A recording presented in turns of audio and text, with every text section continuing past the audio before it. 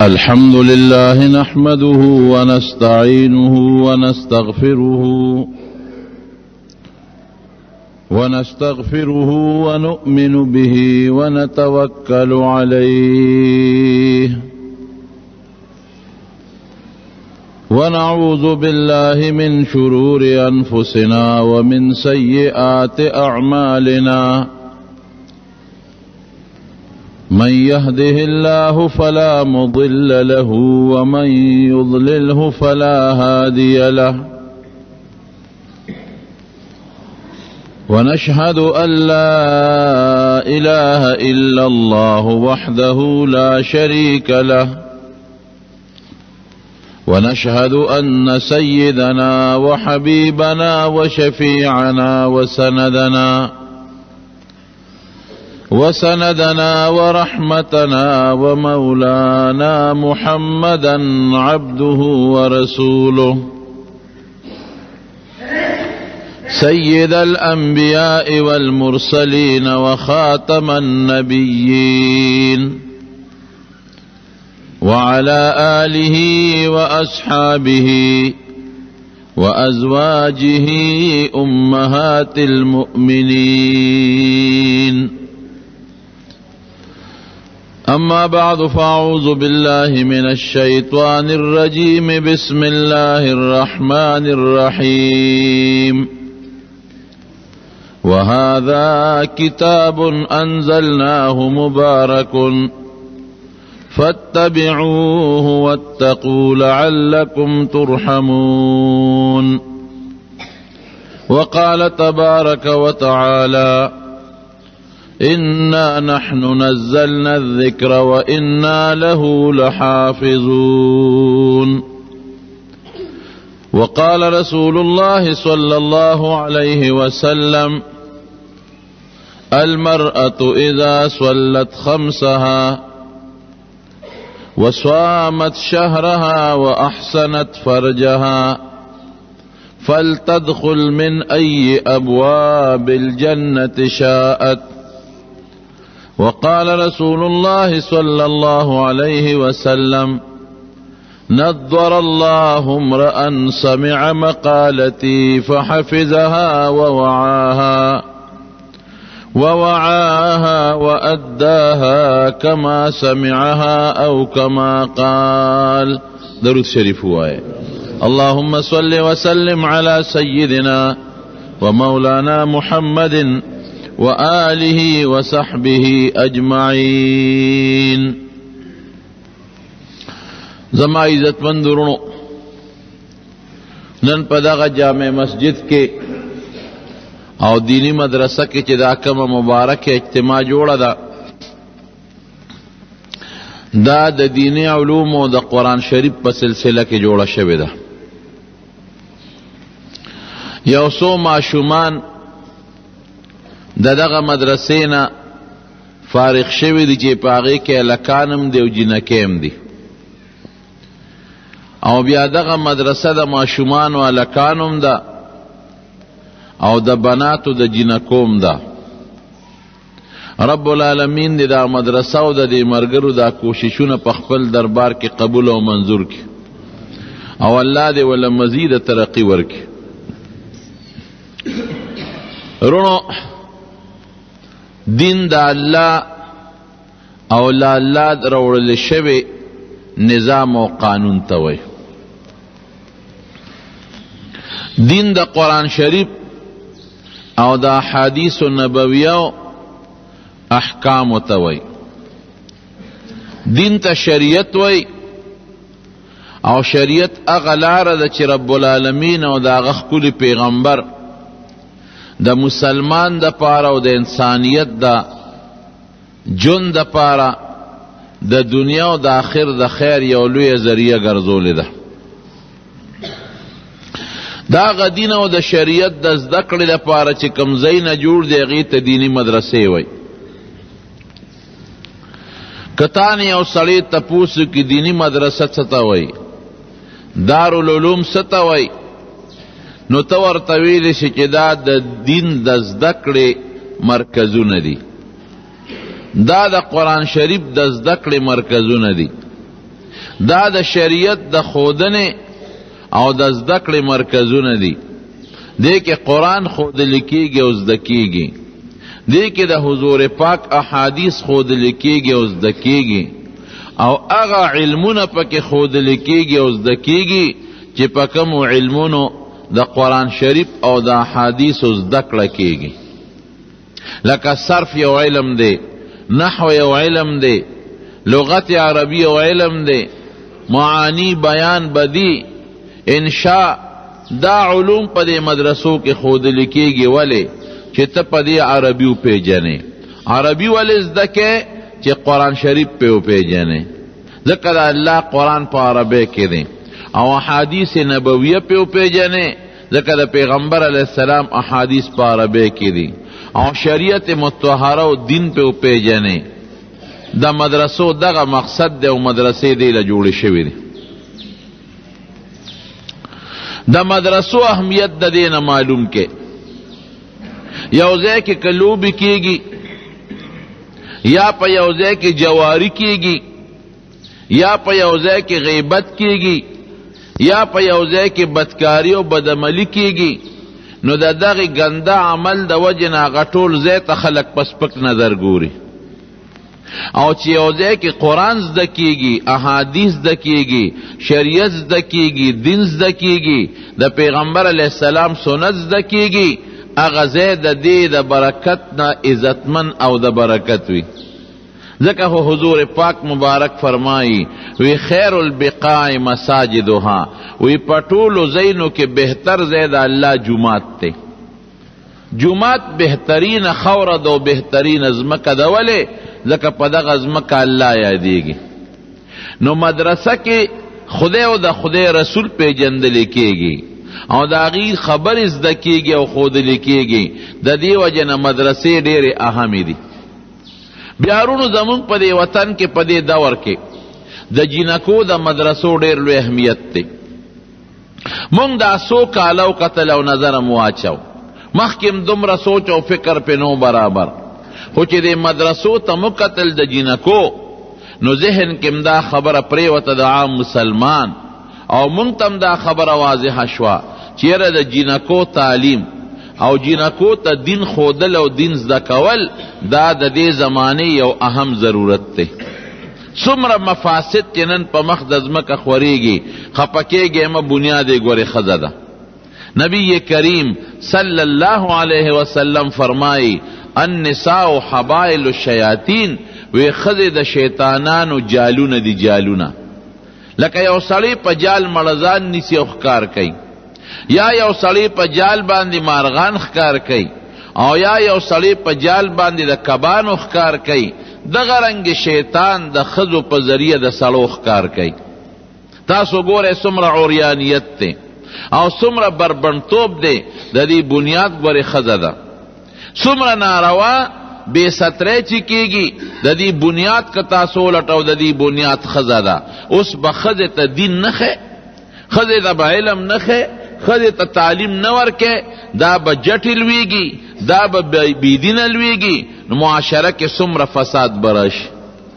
عام انسانان خو څه کوي، لوی لوی خلک د ښځو د لاسه برباد شوي دي. لوی لوی خلک دا د زنانو د لاسه برباد شوي دي. یو لوی بزرگو په بنی اسرائیلو کې نیک سړی او بزرگو، هلته به راهبانو، لکه زمونږ نیکان خلک یي، څوک ورته عالمان وی، څوک ورته مشایخ وی، څوک ورته اولیاء وی. او د عیسایانو د نبی علیہ السلام د زمانې نه مخکې چې به د هغې کم نیکان خلک وو، هغې ته به راهبان وی. هغې چې به کم کار کو، هغې ته به رهبانیت وی. د هغې کار زمونږ نه ډېر سخت و، ځکه هغې به اکثر په غارونو کې اوسېدل یا په جونګړو کې به اوسېدل، نه به یې واده کو. اوس هم د عیسایانو چې کم مولیان دي، هغوی ودونه نه کوي، په هغوی دا پابندي چې ته به واده نه کوې. نو هغوی به ودونه نه کول، د دنیا کار روزګار به یې نه کو، او جونګړو کې به پراتو، او خلقو ته به دا خوله چې مونږ خو الله یادو او مونږ خدای یادو. دا به د رهبانیت د هغې یو شوق، دا به نومبې مرتبه وه. دویم نمبر به داسې خلک وو چې هغې به ودونه کول او ښځې به هم کولې، هغې به ځان له په خپلو ګرجو کې ناستو، عبادت به هم کو او ښځې به هم وي، بچي به هم وو. دا به ورپسې په دویم نمبر وو. هغې به تورات او د انجیل تعلیمات خلکو له خول، او دا ړومبي خلک چې دا کم راهبان به او پټ به په غارونو کې اوسېدل او په ځنګلونو په جنګړو کې به اوسېدل، هغې به نه چاته دین ښه و نه به یې د چا نه دین زده کو، بس د هغې به دا مشنو چې موږ بس الله یادو د الله عبادت کو. او چې چا به ودونه کول لګیا به هغې به تورات او انجیل یو بل ته خو. دا دویم نمبر راهب، دا کم چې ښځې والا دی او دا خلکو ته ښودنه کوي. نیک سړی دی ډېر زیات او خدای پاک ته ډېر تقرب حاصل کړی دی. یو ځل د پیغمبر په ژبې الله ته درخواست وکړو چې خدایه د زړه مې دا ارمان دی چې ته زما یو څو سواله قبول کا. اوس سوال خو د انسان قبلیږي، دعا خدای پاک قبلی، خو د دعا د قبلیدو مختلف شکلونه دي. حدیث پاک کې راځي چې یو سړی دعا کوي، کله چې څه غواړي خدای ولا هغه ورکي، دا یو شکل شو. کله چې څه غواړي اول الله ورکي خو زر یې ورنکي، څه موده پس یې ورکي. مونږ خلک وایو هلکه جي دعا کوم او دعا مې نه قبلیږي، نه دا قبلیږي خو څه موده پس قبوله شي. لکه حضور پاک په مکه مکرمه کې د مکې مشرکانو کافرانو ته خیرې وکړې یو ځل، اسوال قبول شو خو څو کاله پس ښکاره شو په بدر کې هغه کافران پروردګار مردار کړل. نو کله چې ته څه غواړې زر درته میلو شي، دا یو شکل شو. کله چې ته څه غواړې څه موده پس به درته میلو شي. کله چې ته څه غواړې هغې کې به د خیر نی، د هغې په ځای به د پروردګار بل شی درکړي، هغې کې به د خیر وي. مونږ خو په خپل خیر او شر نه پوهېږو. کله چې ته څه غواړې هغې کې به دومره خیر نی لکه پتا چې د الله را طرف نه کوم مصیبت راځي هغې کې څومره تبی وي، نو هغه دعا به د خدای قبوله نه کړي، د هغې په وجه به د خدای هغه مصیبت رد کړي. او کله به دنیا کې هغه دعا ستا قبوله نه شي، اخرت له به یې د رب العالمین وساتي. نبی علیہ السلام فرمائی اخرت کې د قیامت په میدان کې بعض خلق بی هغې له به الله نیکۍ او خوشحالۍ ورکي. دوی به وی خدایه دا ده کمې مونږ خو دومره عبادتونه نو کړی، الله به وی دا ستاسو دعاګانې وي چې ما نم دنیا کې غوښتلې او تاسو به وی نه قبلیږي، ادله ما ډېر وزله ساتلې وې، اوس به یې د نیکۍ او د ثواب په شکل کې درکو. وی دی به وی چې شکر دی خدایا، او چې د چا دعا په دنیا کې قبولی یاره ارمان که زمونږ دعاګانې هلته نه وې قبولې ښه به وې، اوس به راتره ثواب او د نیکۍ په شکل کې ملو شوې وې. نو د خپل پیغمبر په واسطه د الله نه یو سوال وکړه چې خدای زما یو څو دعاګانې ما له قبولې کا، خو چې زه څنګه غواړم اقصې راله قبولې کا چې زر غواړم چې زر حاصلېږي. خپل پیغمبر ورته وی تا د الله نه سوال کړو ستا درې دعاګانې الله قبول کړ. دا د ښځو د فتنې خبره درته کوم، درې دعاګانې دې قبول شوې، او چې ته څنګه وې هغسې به ملاویږي، او چې ته څونه زر غواړې زو هغومره زر به ملاویږي. سړی سرکې شو، خوشحاله شو چې دا درې دعاګانې قبلیږي. او د مسلمان دعا خو دی چې د خدای رضا پې غواړي که نه، یا د مسلمان دعا دی چې جنت پې غواړي، اخرت پې غواړي، دنیا هم غواړه خو ورسره اخرت غواړه، یوازې دنیا به ګورې په سوال نه غواړی. ښه قرآن شریف کې الله فرمایي کنه منهم من یقول ربنا آتنا فی الدنیا وما له فی الآخرة من خلاق.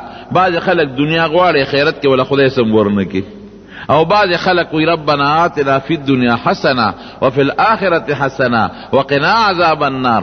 خدای دنیا کې خیر خوشحالی راکې او آخرت کې خیر خوشحالی راکې او د اور نه مې بچ کې. الله د دې خلقو صفت قرآن شریف کې رستو کړی.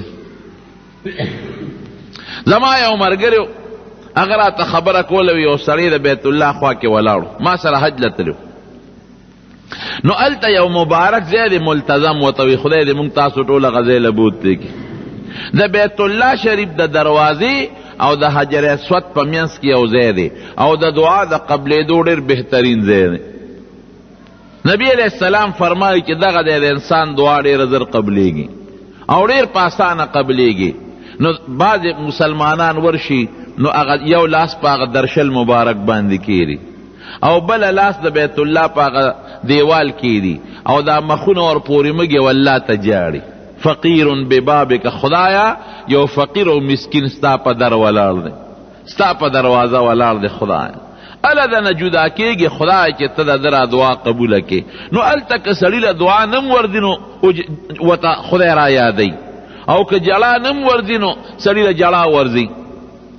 نو ما ته دا ملګري وی د ما نه مخکې یو پنجابی ولاړو، بوډا سپینګیري چیچړ مخ، هغه ولاړ دی او دروازه باندې لاس یې ښودی دی او داسې جاړي سلګی وی. زه ورپسې شاته ولاړ یم او زه ورته یم چې دې خوا چې ځکه یو کس چې لږ ولاړ یا بل ملګری دې خوا چې زه ستا په دې ودرېږم. نو زه ټپوم په دې شا چې دې زر دې خوا شي. وی داسې ناشنا د الله صفتونه شروع کړل، جاړي خدای پاک ته یا الله تو بڑا مهربان کریم رحیم ذات ہے، لګیا یې د خدای دا صفتونه کوي. وی ما دې اړه کې وی چې یاره داسې کار دی چې دا دې څه دعا کوي زه به پې امین ویم، ځکه جاړي خدای ته او کم مبارک ځای کې ولاړ دی. راشه دا دی چې څه غواړي که نه، بس دا ټک و غړپ او دعا قبلېدل ورسره سم دي، ځکه ډېر په محبت او په جړا کې او د خدای صفتونه کوي. وی لس پنځل لس شل منټه لګیا یې د خدای صفتونه تو بڑا مهربان کریم رحیم قادر بادشاہ. وی آخر کې وی اے اللہ مجھے ایک خوبصورت نوجوان بیوی عطا فرما. ما وی چې اوس دله دا مخ د بیت الله په دا خوا کې اوس اوسه پیړۍ ووامه ظالمه دونه د خدای ته وجړل، جنت دې وغواړه ته خو دا اویا و اتیاو کال وې ښځه م غواړې خوبصورت او بیا نوجوان هم غواړې. نو خدای پاک خو دعا قبلوي، خو خدای پاک نسبت ته هم ګوري که نه، نسبت ته ګوري. دا خښته چې سړی په خښته لګوي نو یا پکې منځ کې خټه لګوي او یا پکې سیمټ لګوي، داسې نه چې خوره پکې منځ کې لګوي، نسبت خو به برابره کړ. بعضې خلک وي د خدای نه سوال کوم ما ته سوال نه قبلیږي. څنګه سوال کوم؟ لیلة القدر شپه ده خدای چې یو د سرو زرو مولي زمونږ په کور کې راووری. نو خدای کولی شي لیکن څه نسبت خو پکار دی. باران خو د اوبو کېږي، هسې ووایه چې خدای مال او دولت راکړي. نو سوال به هغه کې په سوال ځان پوه که یوازې دنیا به نه غواړئ، اخرت به غواړئ. ښه دا د سوال طریقه ده، او که دنیا غواړې وغواړه خو آخرت ورسره خامخا وغواړه. نو دغه سړي بزرګ هم پړه کې دا سوچ وکړ چې زه به د خدای نه په دې جنت وغواړم، آخرت به وغواړم. راغې کور ودانې سره بیبي سره مشوره کوي، یاره ښځې کار وشو څنګه وشو؟ ما خو د خدای نه سوال کړو چې د ما یو څو سوالونه قبول کا. د پیغمبر په واسطه ما ته رب العالمین دا ووی چې ستا به 3 دواګانې قبلیږي چې ته څه غواړې، بس 3 به مې قبلیږي که خیر انشاءالله. او سلاس پې کو چې ځان لم پې څو غواړم او تا لم غواړم. ښځه ورته څه وی؟ وی سړیه ډېره ښه خبره ده، یو پکې زما شو او 2 پکې ستا شوې. ولې؟ زرې ښځه یم او ته مې خاوند دی، 2 ځان له وغواړه. او یو وی ښځې ته په قلار کښېنه ته به څه غواړې؟ ښځه خو نبی علیہ السلام فرمایي وی ناقص العقل او ناقص الدین ده، عقل ام ناقص دی او دین ام ناقص دی. هن ناقصات عقل و دین، عقل ام ناقص او دین دا غالب او د اکثر په اعتبار. ځکه بعضې ښځې وي چې هغه ډېرې عقلمندې وي او بعضې ښځې وي هغه ډېرې زیاتې دیندارې وي. نو یو ښځې د حضور پاک نه تپوس وکړو وما نقصان عقل، یو سړي تپوس وکړو وما نقصان عقلها و دینها، د الله رسوله د عقل نقصان یې څه دی او د دین نقصان یې څه دی؟ وی تاسو نه ګورئ چې د 2 ښځو ګوی د یو سړي برابري؟ وی دا معلومیږي دا چې عقل کې نقصان دی، نسیان پې راځي، یېره پې راځي. او ته نه ګورئ چې دا په میاشت کې په بعضې ورځو کې نه روجي نیسي او نه منځونه کوي چې خپله بیماري پې راشي، دی د دین نقصان دی. زما رونو نو ښځې ناقص العقلي، نو ښځه ورته وایي چې یو دعا به زه غواړم. دی ورته وایي داسې کار دی چې موږ به جنت غواړو، د خدای نه خوشحالۍ به غواړو. په قلاره کښېنه وی نه ته ځان لکه جنت غواړې او خوشحالي غواړې، خو دا یو به ماله غواړې. زما هم حق منې که نه منې؟ سړی یې را مجبور کړ ډېره ښه ده ته څه غواړې وی ما له داسې سوال وکړه چې ما نه خدای پاک د 14-15 کالو پیغله جینۍ جوړوي او خشته خوبصورته چې زما نه په دې وطن او په دې علاقه کې ښکلې ښځه بله ني سړیه چې زه خشته شم او ښکلی شم ته به م خوشحاله مزې به دي یاره ښځې ګورې زم د 100 کال ویم او عمر مې زیات دی او د مرګ په غاړه او تم بوډی ښځی نو چې تا خیرت جنت غواړو که واپس پیغله شي بیا به مرې نه سړیه به دا یو سوال ماله وکړه هغه دوه باندې چې ته څه غواړې خو دا یو ماله وکړه که ښځې سره یې مشوره نه وي کړې ښه به وه را مجبوره یې که وی خدای زما دا ښځه د 14-15 کالو پیغله جینۍ کې او داسې خشته ښکلې چې په دې علاقه او په دې وطن کې د دې نه خوبصورته جینۍ بله ني الله خو ورسره وعده د پیغمبر په ژبه کړې وه همقسې ترې خدای جوړه کړه ځوانه شوه پیغله شوه او خشته جینۍ ترې جوړه شوه چې څه موده تېره شوه ماسخوتن ورته کېناسته سړیه یو صلاح کو مشوره کو وایه وی ګوره ته بوډی ځان ته وګوره او ما ته وګوره زما او ستا ژوند یو ځای تېرېدل مناسب دي مهرباني وکړه ما له طلاق راکړه ما پرېږده زه به چېته ځوان خاوند وکړم او ته دا نه چې ته بوډی ښځه ګوره ښځې دا څه وی ما چې دعا کوله دې نه نه زما او ستا ژوند نه تېرېږي ته خو بوډی او زه ځوان یم او دا کوم ځای کېږي چې زما او ستا ژوند جګړه جوړه شو چې جګړه جوړه شوه سړی یې په غوسه کې راوست چې غصه کې راوست غصه شو دویمه دوا یې استعمال کړه وی خدای زما دا ښځه ښه بوډی کې داسې بوډی چې په دې وطن کې د دې نه زیاته بوډی او چیچړه او بدشکله بله ني نو خدای خو وعده کړې وه همقسې ترې جوړه شوه ښځه بوډی هم شوه په هغه سات مخ یې هم راتوی شو لاسونه هم چیچړ شو روز هم پرې راپرېوتې ښځه په ژړا شوه د ښځو مکر خو به منې خفه کېږې مه ښځه په ژړا شوه چې خدا دې را سره څه چل وکړه په ټوقه م پېږې او که نه پېږې ما خو د سره ټوقې کولې دا دې را څه جوړ کړل هلته ورپسې یو خیان رالل سرګنۍ دا زمونږ د خور لور لرې څه جوړ کړل ستا د ازبرګي او پیري دیله ده دا چیلې دیله او باسې چې زمونږ په خور تجربې کې کله تی جینۍ جوړې او کله تی بوډۍ جوړې کله تی ځوانه جوړې او کله تی بوډۍ جوړې کوتک د دنیسو برابرو دي تا ته رازبرګي ښایو ځان له تجربې کوه په نورو خلکو دا په دې تجربې کې دا پیري مریدي د دې لپاره ده خدای دا څه په مصیبت واوړېدم څه په لانجه کې ګیر شم چې غریب مجبور شو درېیمه دوا یې وکړه وی خدایه هغه مخکې چې څنګه وه همغسې یې کې ځوانه مې هم نه راپکارو دا بوډۍ م چې څنګ مخکې وه نو واپس دې ښځه همغسې جوړه شوه 3 دواګانې په یوه ښځه کې لاړه یو ښځه همغه پاتې شوه چې څنګ مخکې وه دا د ښځو مکر او فریب حضور پاک مبارک رښتیا وی قسم دې که دروغ وی رښتیا وی چې ښځې دا د شیطانانو جالونه دي خفه کېږئ ما دې زمانه کې په مارکیټونو کې ورشه وګورئ سړي به ډېرې او که ښځې به ډېرې ښځې به ډېرې او په کم لباس کې بار دا زنانه ګرځي په نرو جامو کې ګرځي نبی علیہ السلام فرمایي وی اخره زمانه کې به ښځې څنګه جامې به اغوستی او بربنډې به کاسیات عاریات جامې به اغوستې او بربنډې به صحابو ته خو د دې زمانې دا نری لباس د سیپون جوړې او د جارجټ لوپټې یې نه ویلې دي هغې به وی دا به څنګه ای صاحب جامې به اغوستې بربنډې به وی یو جامې به اغوستې او بربنډې به او پلاره چې ځي مائلات ممیلات دی به ځان سړو ته مایل کوي داسې تلل به کوي او سړي به ځان ته رامایل کوي رؤوسهن کاسنمة البحت او سرونه به داسې د مکیز نه لوړ او کاږه به وړي لکه عربو کې دا سره اوښان دي بهتي لوړ قباني وي او داسې یو طرف ته مایلي چې په لاره ځي نو د کاږه به په لاره رواني سټ به په لاره کوږ رواني چې سړي راته رامایل شي رښتیا وایه حضور پاک مبارک چې څه خبره کړې ده هغه ده که نه ده اوس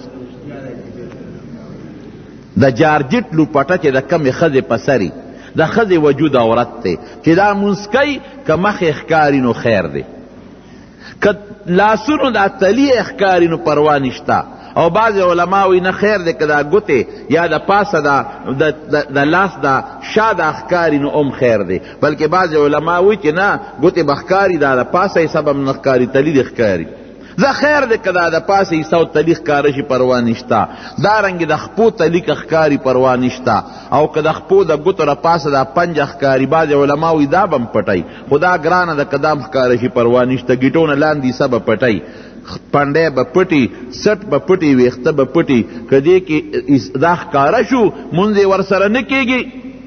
اوس تاسو نه تپوس کوم دلته ناست یو، کمې ښځې چې د سیپون یا د جارجټ لوپټه په سر کړي نو ویښتې ته بار ښکاري که نه ښکاري؟ مونځ به د کم ځای نه وشي؟ یا سټ ته بار ښکاري، سټ ټول اندام دې ښکاره شو، مری ته بار ښکاره شوه، مونځ د کم ځای نه وشو؟ غوږونه یې ښکاره شو، څونه اندامونه ښکاره دي. داسې جامع غوندې لباس پرتوګ چې د هغې نه دننه پنډی ښکارېږي، نو مونځ به د کم ځای نه وشي؟ او وروڼو ګوره یاد وساتئ، که یو ښځه وایي زه خو په کور کې دننه مونځ کوم، زما ویښته ښکارېږي نو ښکارېږي دی. نه، ښځه که داسې کوټه کې مونځ کوي چې دروازه ځان پسې بنده کړي، هېڅوک هم نه، بیا هم عورت پټول وله فرض دی.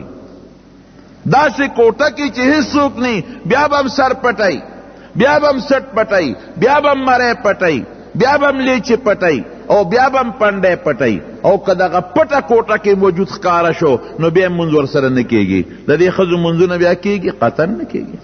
نوک پالش چې ښځه پر نوکونو مږي، نوک پالش سره د کم ځای نه اودس کېږي. او که ښځه په لوی اودسماتي کې ده، په غسل کې ده، او نوک پالش په نوک پورې دی، لاندې اوبه نه ورځي، دا ګناهګاره ګرځي، دا پلیته ګرځي. نه اودس صحیح کېږي، لاندې نوک اوچ پاتې شو، د پاسه پې دغه پروت دی، د نوک پالش هغه رنګ پې د پاسه پروت دی. که غسل کوي لاندې اوچ پاتې شو، اودس ونه شو، غسل نه وته، که مونځ کوي څونه ګناهګاره به ګرځي. نوک پالش د ښځو دپاره ګناه. او راشه وګوره ښځې پورې کوي که نه پورې کوي؟ دا څومره ګناهونه دي د ښځو. نکري دې پورې کې ښځه، نکري ده چې په نوک ولګي، د نوک عیسی وګرځېده، د نوک جز وګرځېده، هغه د نوک نه بیا نه لرې کېږي. او نوک پالش چې په نوک پورې شو چې معمولي غوندې اوچ شي او زور ورکړي نو ته خوا جدا شي، د نوک عیسی نه ګرځي. ښځې نوکونه پرې کوي، که نه پرېږدي یې اوږده اوږده نوکان. زما یو ماشومه ده، اما ته وي نه بابا، وی نوکان خو پرېږدي نه، ما بچې مونږ خو چې تلار کې انسان دی غیر اختیاري په نظر برابر شي، یا سوزکي موزکي کې داسې اوږده اوږده نوکانې وي، وی دی د بیې ښودي، د بیې نوکان راوړي په نوکونه ایږدي. خذو سرونه کټ کړل د سړو شان. نبی علیہ السلام ورته لعن الله المترجلات، هغه ښځه چې په جامه کې او په شکل کې د سړو په شان تشبیه کوي، وی په دې د خدای لعنتي. او هغه سړي چې هغې د ښځو په شان جامه اچوي او د ښځو په شان شکل جوړوي، حضور پاک فرمایي په دې د الله لعنتي. دا د ښځو مفسدی دی او فسادات دی. بے ستری پکې شوه، بے حیايي پکې شوه، په لوپټګو په چادرګو کې ګرځي، په دکاندارانو سره په دکانونو کې ګپې شپې لګئی. اوس خو لا موبایل یې پکې بیلې راووتې، او په موبایلو کې خو تصویر والا موبایل یې راووتې. اورېدلي مې دي هلکان او جنکۍ د موبایل په ذریعه بل ته تصویرونه هم لیږي. د خدای قهر او غضب به په دې وطن نه راځي. مونږ وایو خدایه ماپ هم کې، نو په تشه دعا خو نه ماپ کېږي، چې کومه ګناه کې به هم پرېږدې که نه. ښځې هم د بې حیایۍ نه منې نه کړې، د بې سترۍ نه منې نه کړې، هلکانو سره د خبرو نه منې نه کړې، او سوال کوو چې خدای په مونږ رحم وکړي، ګناه معاف کړي. د ګناه خو پرېږده نو بیا توبه وباسه. رونو اوس د دې ښځو دا بې ستري او بې حیایي او د دې ښځو دا مونځ نه صحیح کېدل، دې له د مدرسې ضرورت شته او که نشته؟ تاسو راته ووایئ کم ځای به زده کوي؟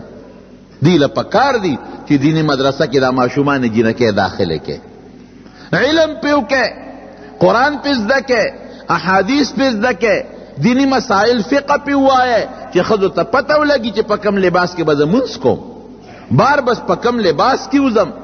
ښځو سړو سره مې خبرې جایز دی او که جایز نه دي، د پردې څه حکم دی، د ماشوم د لویولو څه حکم دی، او د ماشوم د تربیت څه حکم دی، د خاوند څه حقوق دی، د سخر څه حق دی، د خواکې څه خواخې څه حق دی، د لیورونو او د اندروریانو څه حق دی، د ګاونډي څه حق دی، ډوډۍ به حلاله حرامه پسې پیژنم. دا خو هله کېږي چې دې مدرسه کې داخله کړي. اوس تاسو نه تپوس کوم، د دې خبرو نه پس د ښځو د مدرسو ضرورت شته او که نشته؟ سړو چې څنګه د نبی علیہ السلام نه علم زده کړی دی. حضرت ابو هریره رضی الله عنه عبداللہ ابن مسعود رضی اللہ عنہ، حضرت انس ابن مالک رضی اللہ عنہ، حضرت مغیرہ ابن شعبہ رضی اللہ عنہ، دا صحابہ کرامو دی دا حضور پاک نه دین زدکا حدیث او قرآن او امت ورسو دغه رنگی خضر ذکر دی. حضرت عائشہ صدیقہ رضی اللہ عنہ، ابو هریرہ صاحب دا 3000 او دا 500 او دا 400 احادیث حافظ دی. دا نبی علیہ السلام تقریبا 5.5 احادیث اغا یاد کری دی امت تے رسول دی. او عائشہ بی بی دا سونا حادیث حافظ دا 2210 احادیث نیم پا نیم اور سر چلے دلینا 2210 احادیث حضرت عائشی صدیقی امت تا رسول دی. ممکن دا چه دیر بہتا یادو خو چه کم امت تا رسیدلی اغا 2210 احادیث تی دا حضور پاک نبی او اے عمر سونو سڑی حیران شي.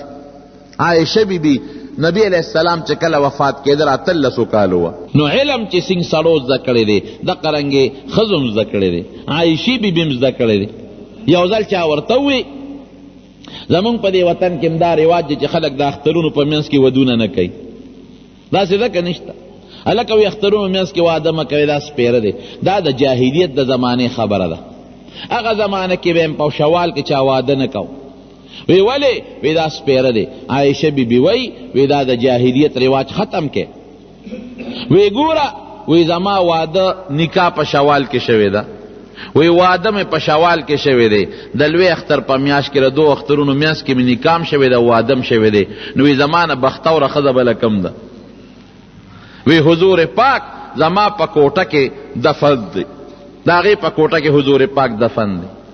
او وی حضور پاک زما پا غیق کی تساخت لیدا ڈڑے دا عائشی بی بی سینے توالی وا وی سر مبارک زما سینے و زما زن سر لگے دلیو چی دا حضور پاک مبارک نسوتلا.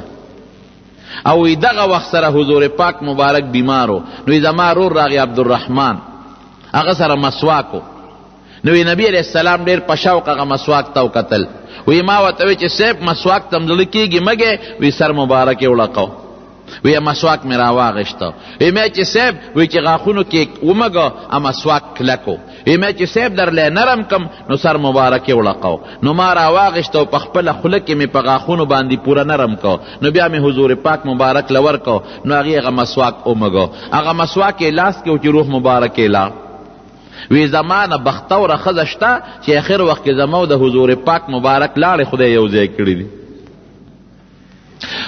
شیخت الحدیث دا حدیث لوی استازا او دا قرآن لوی استازا او دا لوی صحابہ کرام استازا عائشہ بی بی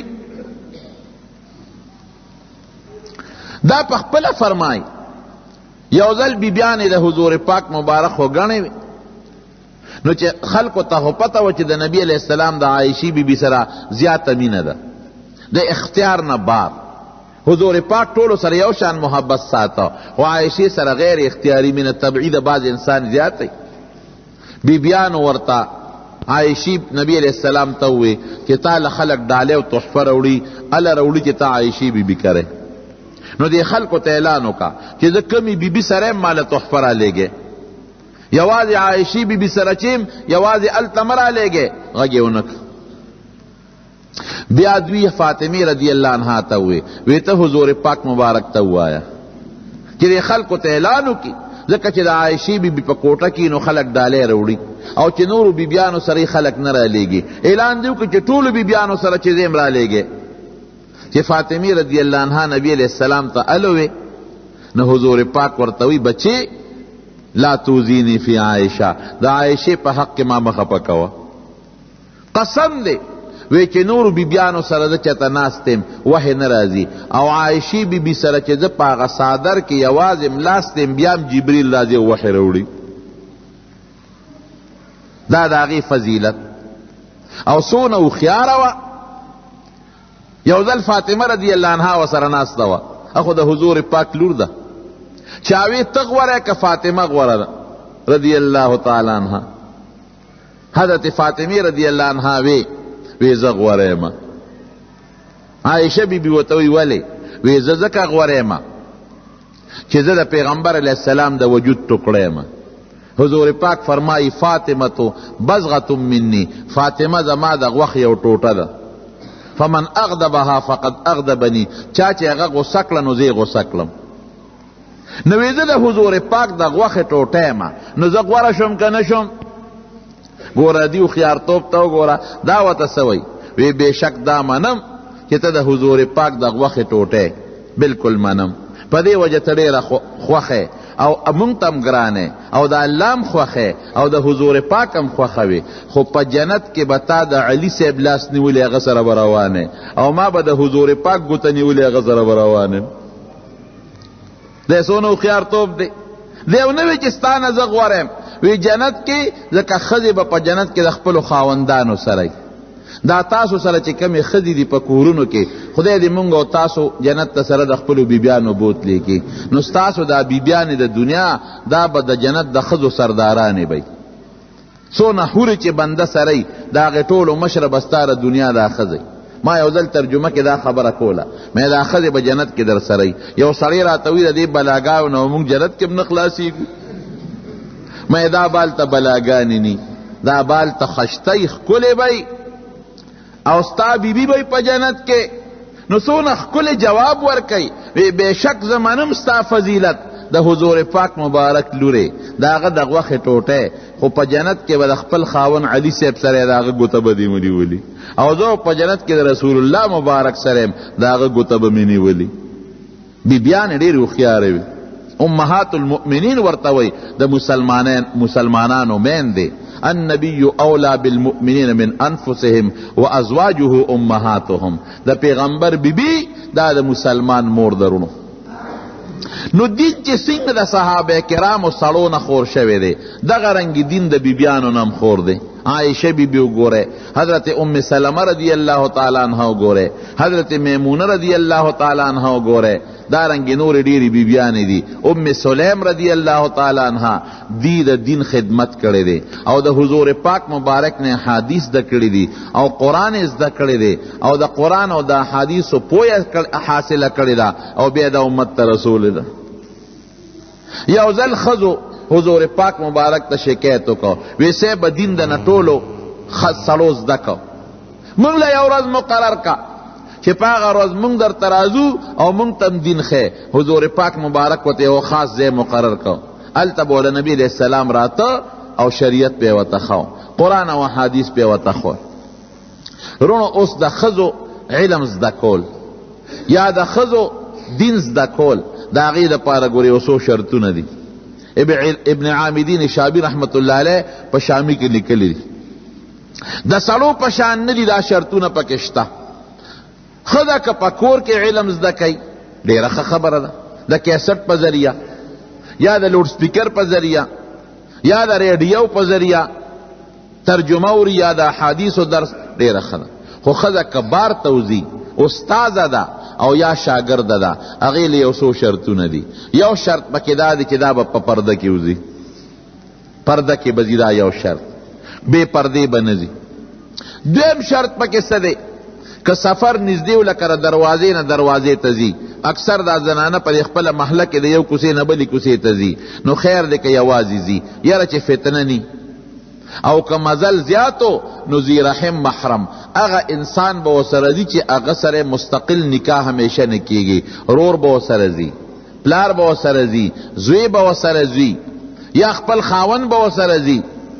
د ماما زوی سره، د ترور زوی سره، د تره زوی سره، لیور سره به نه ځي، دا ګناه ده. دریم څه دي؟ دریم شرط دا چې کوم ځای کې دین زده کوي هلته به سړي نه اختلاط مع الرجال، کوئی ایجوکیشن چې ورته وایي دا بني، ځان له ښځې بی سړي بني. او څلورم د فتنې نه به امني، که چرته په لاره ورته چا قتل یا فتنه ته جوړېده بیا به م نوځي. چې دا څلور شرطونه یي نو ښځه د علم زده کولو دپاره او د علم د ښودنې دپاره د کور نه بار وتی شي. زمانه داسې درونو چې د ښځو فتنې ډېرې زیاتې دي، نو د دین نه خبرول پکار دي. زمانه داسې ده چې د ښځو مفاسد زیات دي، بربنډتوب زیات شو، بیدینی زیاته شوه، او ښځې خو د سړو جالونه دي د شیطانانو، سړي پې ښکار کوي. نو پکار دی چې مونږ ښځو ته علم وښایو، دین ورته وښایو. اوس یو حدیث چې ما وی هغې ته غوږ کېده. حضور پاک فرمائی المرأة اذا صلت خمسها، سړو ته جنت ګټل ګران دی او ښځو ته ګور ډېر آسان دی. دا ښځو مجبورۍ زیاتې دي، سړو ته جنت ګران، ښځو ته آسان. حضور پاک فرمائی المرأة اذا صلت خمسها، چې پنځه منځونه خپل کوي. وصامت شهرها، او د رمضان روجی نیسي. واحسنت فرجها، د خپل اندام حفاظت کوي، د ګناه نه ځان ساتي. فلتدخل من ای ابواب الجنة شاءت، د جنت په کومه دروازه چې خوښی ور داخله دي شي.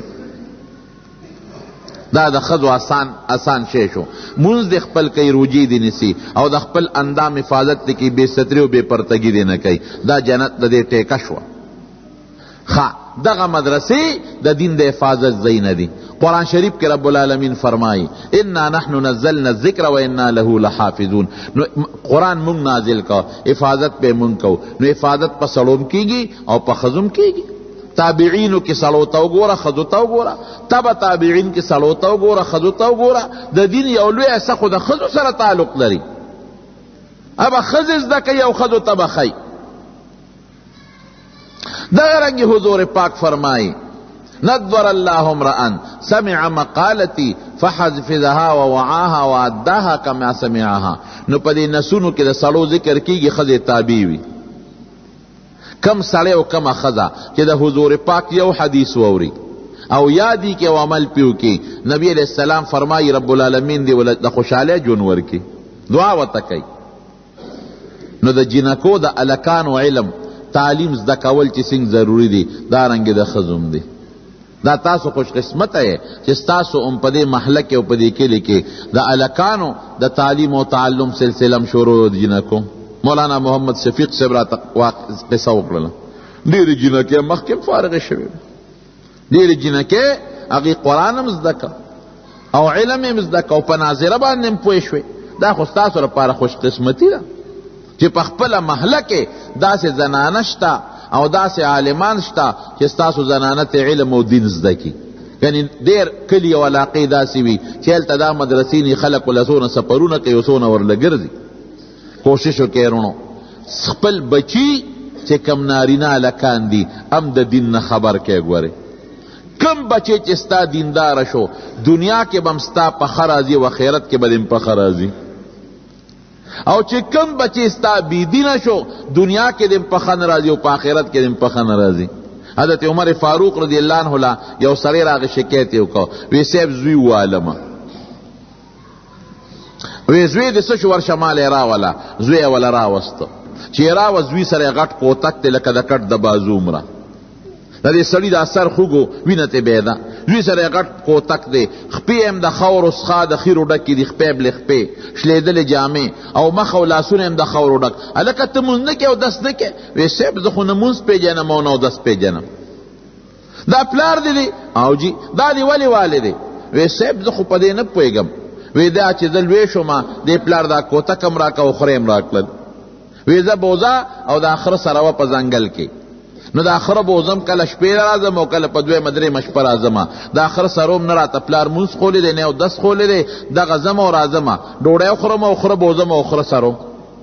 وی دا پلار دی ولې وو؟ وی صاحب د آخره چې زما کله په جګړه شي دا بیا نه خلاصېږي، نو دې پلار راته چل خولی دی.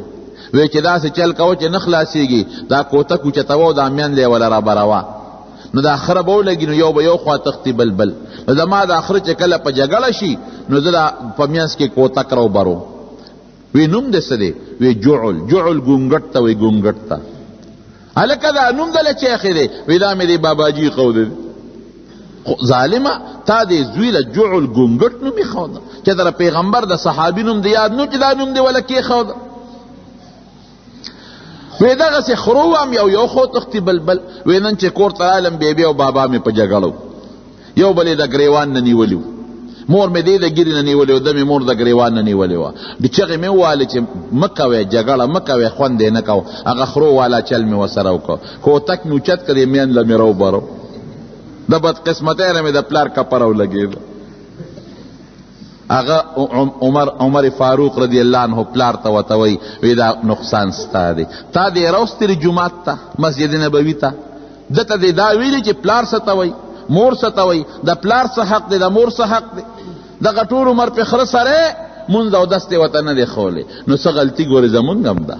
مونږ له پکار چې خپلو بچو ته دین وښایو، قرآن ورته وښایو، احادیث ورته وښایو، د حضور پاک واقعات ورته ذکر کو، د صحابه او اخلاق او د هغوی په واقعاتو خبر کو، دارنګې زنانه مونږ په دې خبر کو.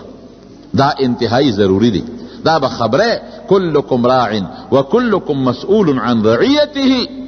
تا نه به خدای د دې بچو نارینه او زنانو د دواړو تپوس کوي.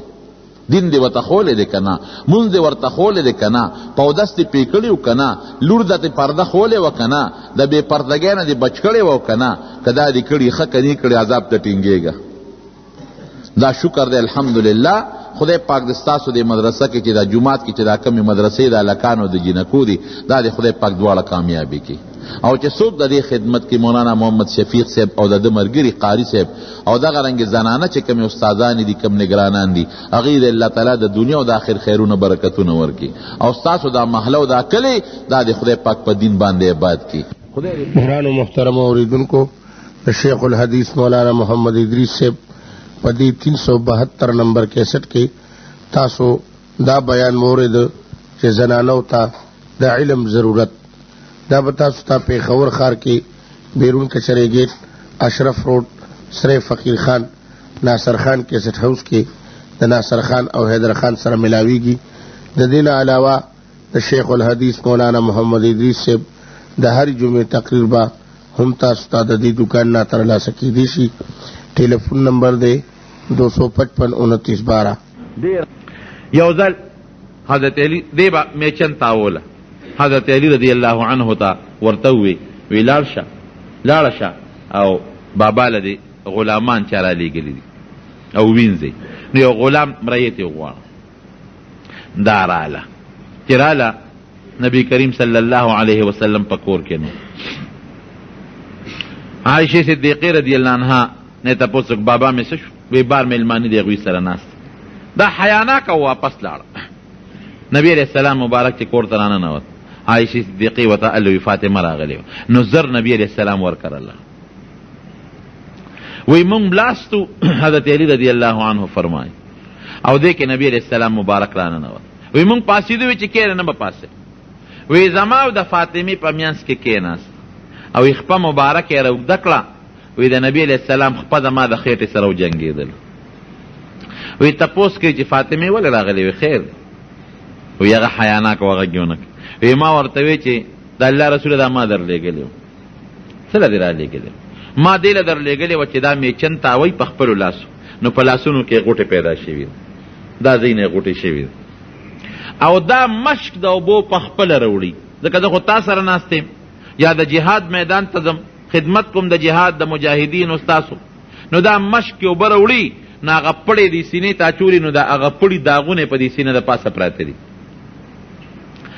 او بل دا دی چې جارو په خپله وایي، نو اکثر جامې هم د خاورو د دوړې شي. او منکر صاحب یو تولی ده، هغه هم د سرمنې یو سرمن ده. نو د شپې په ما فاطمه سملو او دروازې بیا استه په هغې دانه معنا چې وګیا پیچو.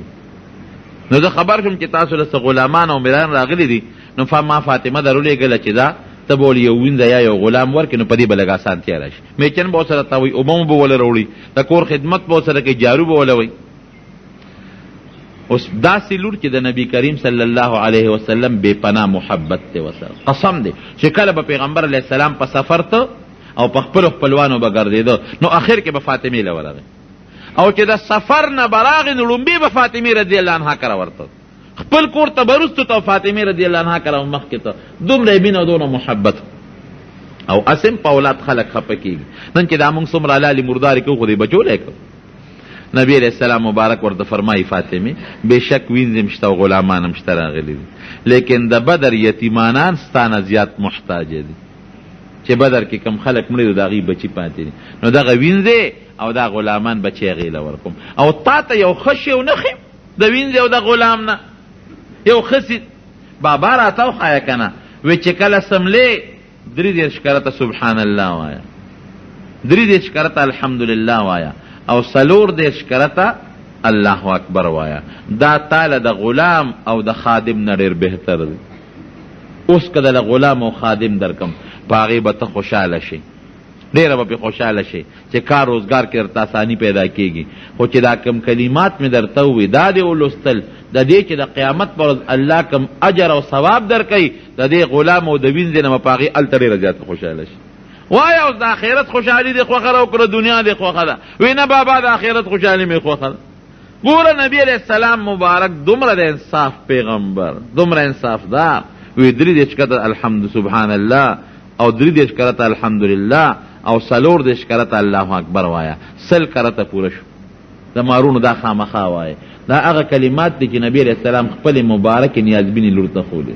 او یو روایت کې راځي چې کله مونځو کې د مانځه نه پس دا وایا، د مانځه نه پس 3 کرته سبحان الله یاد به می کنه، او 3 کرته الحمدلله او 4 کرته الله اکبر، او یا 3 کرته الله اکبر کو یو ځل پکې لا اله الا الله دا ور سره ویل شي، نو هم بهتره خبره. بس چپ شو. او نبی کریم صلی الله علیه وسلم یو ځل بیمار، دا اخیری بیمارتیا چې کله د نبی علیہ السلام مبارک، نو فاطمه رضی الله عنها ته پوسټ راغله. نو دغه وخت کې نبی علیہ السلام ډیر زیات په تکلیف کې، د بیماری تکلیف. نو دا یو کړه بابا، ای زما د بابا تکلیف او درد. نو نبی علیہ السلام مبارک ورته مسکی شو، وی فاطمه د نن نه پس بری په بابا درد او تکلیف نه، دا اخیری تکلیف دی. مطلب دا چې وفات کېده نبی علیہ السلام په دغه ورځ. نو چې کله نبی علیہ السلام د دې خفګان ته وکته ځان ته رانږدې کړه، نو غوږ کې ورته پټه خبره وکړه. نو دا په ژړا شوه. نو بیا ورته اشاره وکړه. نو چې بیا رانږدې شوه، نو بیا ورته په غوږ کې بله پټه خبره وکړه. نو دا په خندا په خوشحاله شو. نو حضرت عائشې صدیقې رضی الله عنها دې تپوس وکړه، وایي زه خو ستا مور یم، میره مور یم، او زما در باندې د موروالی حق دی. هغه موروالی حق درته وړاندې کومه چې ما ته هلو وایي چې نبي علیه السلام مبارک درته څه ووایي. یو ځل دې وجړل او بیا دې وخندل. وایي د پیغمبر علیه السلام راز د هغه په ژوند کې نه فاش کړو. نو چې کله نبي علیه السلام مبارک وفات شو، بخاري شریف کې حدیث دی، نو بیا ته تپوس وکړه، وی ما ته شابه هغه هلو وایه، وی اوس یې درته وایم. وی کله چې نبی علیہ السلام زه په لومبي ځل ځان ته رانږدې کړم، وی ما ته فاطمې په دې بیماری کې زه مرم، ما ته الله تعالی داسې نښې او نښانې ښولې دي چې زه به مرم. نو د پلار جدایي ډېره ګرانې ماله جړا راله او مې جړل. نو چې د ما جړا ته وکتل، نو بیا ځان ته رانږدې کړم چې فاطمې جاړمه، زما په خاندان کې د ټولو نه لومبی به راسره ستا ملاقات کېږي. نو یې خوشحاله شوم او مې خندل چې زه ټیک ته که لږه جدایي زما د پلار او زما په منځ کې راشي، خو انشاءالله چې زر به ورپسې مړه شم خپل پلار سره به میلاو شم.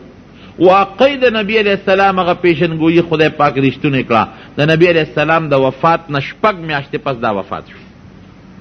او چې کله د دواړو جهان مبارک سردار وفات شو، الله اکبر، چې دا څومره خفه وه، ځکه بې پناه محبت او مینه وه، دومره خفه وه. صبت علی مصائب لو انها صبت علی الایام سرن لیالیا. وی په ما داسې مصیبتونه رالل، داسې د مصیبتونو تور ګټان دا را باندې را پرېوتل. که دا د مصیبتونو دا تور ګټان په دې ورځو راوغورځېږي، نو دا انور به ختم شي او دا ورځې به په شپو بدلې شي. او چې نبی علیہ السلام مبارک دفن کو، نو دا بار ولاړه وه. دې د هغه چارو د بیلچو هغه اوازونه اورېدل. حضرت انس رضی الله عنه فرمایي، وی چې موږ نبی علیہ السلام مبارک دفن کو، نو د ما په اوږه باندې سسکور او بیلچي ور روانم، نو فاطمه رضی الله عنها په لاره کې ولاړه وه. وی کلکې د مټه ونیوم، ودرېږه انسه، بس وی ودرېدم. وی دیم جړل، وی ما هم جړل، ځکه په نبی علیہ السلام مبارک هم دفن کو. وی ما ته وی تا له ډېر خوند درکو چې د ما په بابا دې خاوره اچولې، تا له حیا نه راتله چې د ما پلار دې خاورو کې خښو. داسې جړل، خفګان اسیم د اولاد په پلار باندې وي، او بیا چې پلار د رسول الله مبارک پشان پلار او لور د حضرت فاطمه رضی الله عنها پشان لور، تا له حیا نه راتله، تا له خوند درکړه چې د ما پلار باندې دې خاوره اچولې. غږ مې ونه کړ. 6 میاشتې پس وفات شوه. او څنګه وفات شو؟ عجیبه مبارک انسانو. یو خادمه وی ما ته وی چې ما له اوبه راکړه زه غسل کوم، بیماره وه. وی ما وله اوبه راوړې ویې لمبل. بیا ما ته وایي چې د کټ په دې منځ کې د کوټې د کور په دې منځ کې راته بستره واچوه. غسل یې وایي د کور په منځ کې مې ورته بستره واچوله. وایي راله په هغه بستره سملاسته او یې قبلې ته یې مخ کړی او یو لاس یې په دې وجود د پاسه خور که او بل لاس یې د دې غوږ لاندې کېښود او یې سملاسته او ساعت یې ووتل. داسې عجیبه بختور انسان او دا نه باپرده و باحیا، دومره باحیا چې د نبی کریم صلی الله علیه وسلم مخ مبارک ته د خپل پلار مخ ته به یې نشو کتلی. حالانکې صحابه فرمایي چا چې عایشه صدیق فاطمه رضی الله عنها لیدلې ده، وی د نبی علیه السلام خبرې د پیغمبر علیه السلام د خبرو په شانتې وي، چال د ګرځېدو یې د هغه په شانتې و، ناسته یې د هغه په شانتې، ولاړه د هغه په شان، ګرځېدل د نبی علیه السلام په شان، شکل مبارک د نبی علیه السلام په شان. نو چې کله دا وفات کېده نو دی یو وصیت وکړ، یاره ډېره انتهایي باحیا او باپرده حیادار، وی چې کله زه مړه شم او زما کټ وړی دا د جنازې دا ډولۍ نی، دا زمونږ د زنانو د پاسه چې د جنازې دا کم شی پروتي دا ډولۍ، دا د دې وصیتو. دا په حبشه کې یو بیبي لیدې وه حضرت زینب، هغې په حبشه کې دا لیدې وه، یاره وی دا خو به ډېره بده وی ما ته خو دا ښه نه ښکاري چې ښځه په کټ کې پرته یو د پاسه پې څادر پروت او جنازې وړي. هغې ورته وی په حبشه کې ما داسې شي لیدلي. نو دې وصیت وکړه، وی ښه نو زما په جنازه به خامخا د کجورو څانګې ږدی او څادر به زما د وجود نه اوچت ږدی. دومره د خپل مړي حیا کوله. او یو روایت کې راځي چې کله د قیامت روز شي او حضرت فاطمه رضی الله تعالی عنها روانه نو د غیبي اواز به وشي چې ای د محشر خلکو، د محشر خلکو مخونه بل طرف ته واړوئ، د نبی علیه السلام کشره لور باحیا او باپرده فاطمه جنت ته داخلي. دا د هغې د حیا او د هغه پردې صله ده چې رب العالمین یې ورکوي. او په خپله نبی کریم صلی الله علیه وسلم فرمایي وی فاطمه سیدة نساء اهل الجنه، د جنتیانو د ښځو سرداره ده. دومره حیا او پرده تر ننه پورې د هغې د قبر پته نه لګي. څوک وایي د بقي په مقبره کې دفن ده، څوک وایي دار عقیل ورته وایي په دار عقیل کې دفن ده، او څوک وایي چې په خپل کور کې دا دفن شوې ده، خپل کور کې قبر دی هغې کې ښخه ده. په قبر کې اختلاف دی، دومره باپرده ښځه حضرت علي رضی الله عنه په خپله قبر ته ښکته کړې ده، او د دې په جون حضرت علي رضی الله عنه بل واده نه دی کړی. یو ځل د ابوجهل خاندان سلا وکړه، موږ علي صاحب له خپله لور ورکو، مسلمانه شوې وه. نبی کریم صلی الله علیه وسلم ته خبر شو، فوراً په منبر کېناست. بنو مغیره د ابوجهل خاندانو وی هغوی دا اراده کړې ده چې علي له لور ورکوي د فاطمې د پاسه. وی هېڅ چرې داسې نشي کېدی. ولې؟ ځکه چې زه یېرېږم، حدیث کې راځي چې حسینه فاطمه په خپل دین کې په فتنه کې واقع نشي، ځکه د بنو خپل منځ کې خامخا جګړې راځي. نو چې جګړې راځي نو فاطمه ورته دا ونه وایي چې ته خو ابوجهل لورې، د کافر لورې. نو چې ورته ووایي نو ممکن ده چې بیا ورته هغه ښځه د فاطمې ته د پلار متعلق پیغور ورکي. نو پلار خو یې پیغمبر یم، نو لویه لانجه به جوړه شي. نو فاطمې له به بن نه ګورئ چې دا مړه شي بیا د علي صاحب بل واده کوي. ولې د بنو یو بل سره جګړې او اکثر یو بل ته پلار یادوي. نو هسې نه فاطمې د خولې نه غوسه ونه ځي او ته بیا ما یاد نه کي، نو د دې نه به لوی نقصان او فتنه به جوړه شي. فاطمه چې ده بزغة مني، زمانه د غوښې یو ټوټه ده، ګورئ د غوښې ټوکړه ده. او من اغضبها فقد اغضبني، چې دا چا خفه کړه دا دې شوه لکه چې دې په خپله خفه کړې. اولادم ولا رب العالمین ښکلی اولاد ورکړه. 3 زامن د فاطمې رضی الله عنها پیدا شوي. یو نوم حسن دی مشر دی، د بل نوم حسین او د بل نوم محسن دی په ماشوموالي کې مړ شوی دی. او 2 لوڼه وي، یو زینب یو ام کلثوم. دا د هغې اولادو. او نن چې په دنیا کې څومره دا سیدان د نبی علیه السلام نسب خور دی، دا د حضرت حسن او د حضرت حسین اولاد دی په دنیا کې چې بلکې د حضرت حسین رضی الله عنه اولاد دی. دا سادات چې ورته وایي، سید خاندان چې ورته وایي، دا د نبی علیه السلام اولاد دي، خو د فاطمې رضی الله عنها په واسطه باندې. نو حیا او پرده پکې ډېره زیاته وه. او د هغې حیا او د پردې صله به رب العالمین د قیامت پر ورځ ورکوي د مارونو. یو ټکې د ما یاد وساتئ چې الله د انسان په حیا ډېر خوشحالېږي او الله د انسان په بې حیایۍ او بې پردګۍ کې ور ډېر زیات غصه کېږي. یو حدیث پاک کې راځي چې رب العالمین د انسان هر قسمه ګناه به برداشت کړي په دنیا کې. که د یاره ګناه کوي برداشت به کړي، خو چې کله انسان کې بې حیایي راشي نو دا ګناه بلکل نشي برداشت کول. دا چې څومره عذابونه او د الله قهرونه را روان دي، قسم دې دا ګورې زمونږ د بې حیایۍ نتیجه ده. الله دې مو حیا نصیبه کړي. رب العالمین د خپل قهر او د غضب نه هغې مو ساتئ، مونږ هم دې وساتئ. یا الله ټول د مسلمانانو امت، ټول مسلمانان د خپلو قهرونو نه وساتئ، د خپلو غضبونو نه وساتئ. الله د زلزلو نه مو ساتئ، الله د زلزلو نه مو ساتئ، الله د افتونو نه مو ساتئ، الله د مصیبتونو نه مو ساتئ.